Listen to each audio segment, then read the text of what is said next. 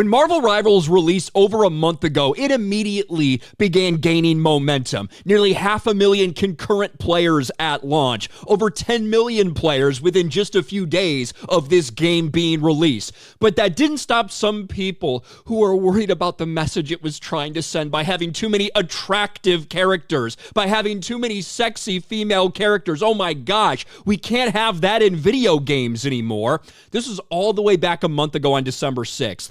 Not a fan of these character designs, especially characters like Luna Snow, who are very male-gazy. So you had a handful of losers that were complaining about attractive characters in video games, and of course, you had the people in the mainstream media who weren't happy that Marvel Rivals was succeeding, while a woke game like Concord was a complete and total catastrophic failure. You see, Vera Dark put these out: complaining when a game succeeds, then complaining when a game fails. Classic.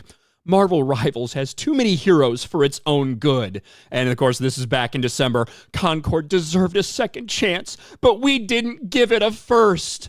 Yeah, I wonder what the difference could be, why some people were drawn to Marvel Rivals as opposed to something like Concord. It was a multitude of reasons, including price point, including design, including the reception for the trailers, and of course, including the fact that it seemed like nearly all of these characters for Concord, they needed to shove identity politics into them, either through their designs or through their pronouns. Not the same with something like Marvel Rivals. Well, apparently the Concord comparisons will not stop, especially from the dozens of people who played Concord upon its release for the few weeks before it got shuttered by Sony. Former Concord players not happy with Marvel Rivals' success. Why did Concord have to die and Marvel Rivals gets to live? Well, maybe because people actually like Marvel Rivals. Maybe because it's just a game that's there to be fun for people, that's supposed to be entertaining. They like the designs, they like the gameplay, as opposed to something like Concord, which at first and foremost, it wasn't about entertainment. Clearly, when you see how they push these things and the character designs themselves. But let's get into this. A number of former Concord players are not happy with the success of Marvel Rivals. As originally discovered by YouTuber Hero High on the Concord Games subreddit, a question was asked whether or not Concord fans have tried Marvel Rivals and what their first impressions were. You see this first comment: it's not fair that Rivals is problematic and gets to live, but Concord died. Of course. Why did Concord have to die and Marvel Rivals gets to live? It's not as fun as Concord by a long shot. I hate this timeline. While charging $40 when every hero shooter is free is a big misstep, being free wouldn't save this game, buddy, and Marvel Rivals isn't having success just because it's free. What else do you have here? Concord failed, not because of the design, gameplay, price, or quality as a game, but because it became a target in a culture war.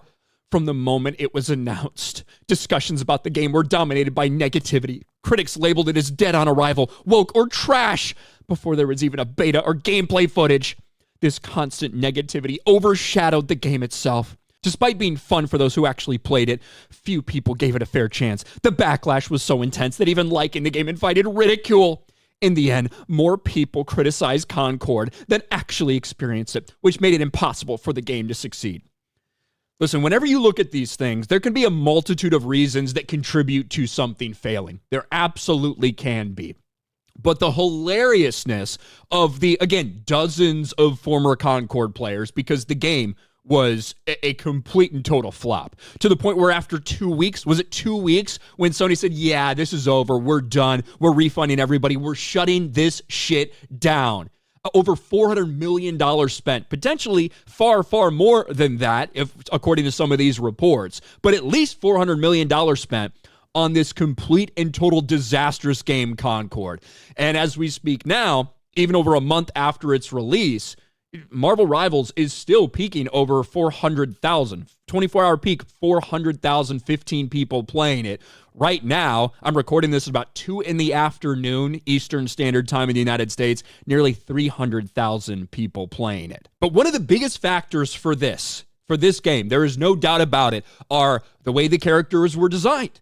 And when you look at the way these characters were designed, especially with their pronouns on full display for everybody to see, for them to virtue signal all about, yeah, the designs in Marvel Rivals look much more appealing to people. Like, it's not going to be a fucking completely trash game. Same thing goes for all the promotional material And when it was all said and done, no one was interested in Concord. A lot of people very interested and still interested in Marvel Rivals. And I certainly feel like there's still plenty of room for criticism. Some people don't like it because of where it was made and who made it. Some of them don't like the Chinese censorship involved. And all of that is very understandable. Yet Marvel Rivals is still sitting there, still nearly hitting 500,000 players every single day. You can blame YouTubers and critics all you want, but I'm going to tell you this right now. If you think that YouTubers have the power to influence all this stuff, whatever, well, if that's really the way you feel, you better start appealing to them. Because if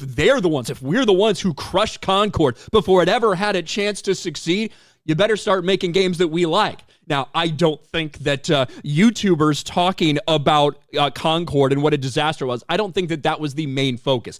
I think that people tuned into those videos because they were thinking exactly the same thing about a piece of shit like Concord. But according to the dozens of former Concord players, that's the reason why it never had a chance and why Marvel Rivals is doing so well. Bitter and butthurt, at least you didn't pour months into the game. You only had a couple weeks of your time wasted before they shut that shit down. What do you guys think about this? Let me know in the comments section below. Smash a like button, subscribe to the channel, ring the bell for notifications, share this video out there, and I'll talk to you later.